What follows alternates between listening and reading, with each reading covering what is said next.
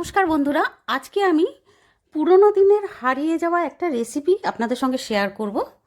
এই রেসিপির জন্য আমি লাউয়ের খোসা আমি এইরকমভাবে পিলারের হেল্প নিয়ে বের করে নেব। এরপরে এই খোসাগুলোকে কেটে নিতে হবে একদম পাতলা পাতলা জিরিজিরি করে। কড়াইতে দিয়ে দেব 2 টেবিল স্পুন সর্ষের তেল। তেলটা গরম হয়ে এলেই দিতে হবে ছোটো চামচের 1 চামচ কালো জিরে আর 2টো শুকনো লঙ্কা, আর সঙ্গে বড় চামচের 1 চামচ রসুন থেতো করে নিয়েছিলাম, রসুনটা দিয়ে দিয়েছি। দিয়ে এবার ফ্রাই করে নিতে হবে। ফ্রাই করতে করতে যখন রসুনের কাঁচা গন্ধটা চলে যাবে আর ঠিক এইরকম হয়ে আসবে, তখন আমি দিয়ে দেব ওই ছোটো ছোটো পাতলা পাতলা করে কেটে রাখা লাউয়ের খোসা। খোসা দিয়ে এবার নাড়াতে হবে।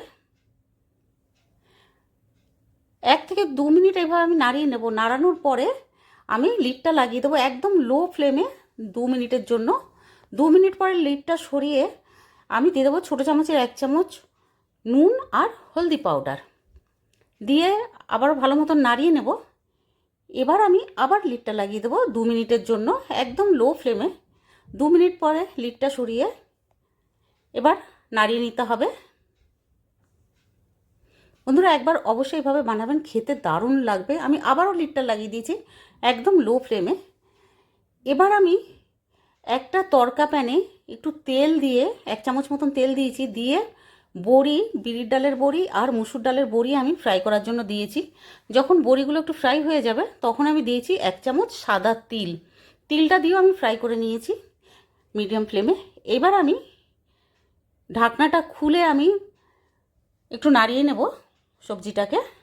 আর এই যে ভেজে রাখলাম না বড়ি আর তিল, এগুলো দিয়ে দেবো, ফ্রাই বড়ি আর তিল দিয়ে এবার নাড়িয়ে নেব ভালো মতন।